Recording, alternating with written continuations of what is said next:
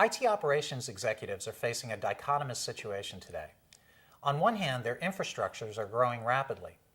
I was recently talking with the Senior Director of Operations at a large social networking site who told me that his server infrastructure was growing at 6% a week. Of course, they're also dealing with increasing complexity due to initiatives like virtualization and SOA. Look at virtualization alone. While it can provide the tremendous cost benefits of server consolidation, it increases the complexity of the performance management problem considerably. You now have to deal with the hypervisor and virtual machine guest operating systems as problem sources, in addition to the physical servers, their operating systems, and the actual applications. Let's not even get into the issue of dynamically moving VMs. On the other hand, operations executives are being asked to reduce their budgets or at the very least keep them flat. Consider that historically, increasing infrastructure and complexity have been handled by throwing more bodies at it. Let's think about this.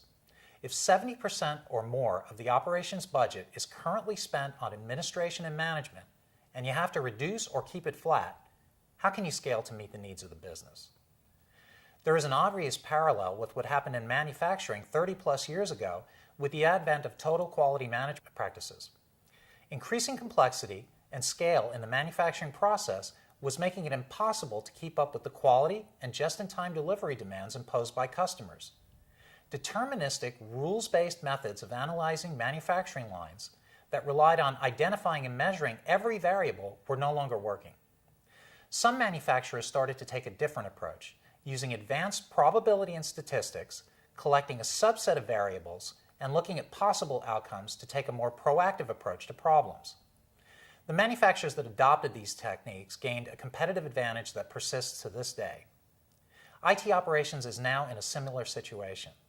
Alerting based on static monitoring thresholds and the collection of more metric data at faster intervals simply hasn't provided a proactive approach to business service performance and availability issues.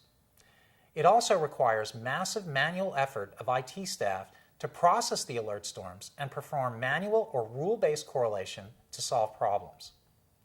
Consider as well that in a system with thousands of servers and hundreds of thousands of metrics, the correlation problem is humanly unsolvable.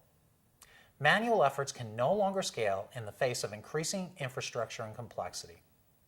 That's why real-time, analytics-based solutions like Integrien Alive that leverage existing monitoring infrastructures are a necessity in today's environment. The basic idea behind Alive is to use advanced statistics and probability to learn normal system behavior, only alert to abnormal behaviors that are true precursors to problems, and perform advanced correlation techniques to predict future abnormalities and specific performance and availability problems. Implementing Integrien Alive will be a competitive advantage for the companies who adopt it now, just as it was for the early adopters of similar approaches in manufacturing years earlier. For more information, please visit Integrien at www.integrien.com.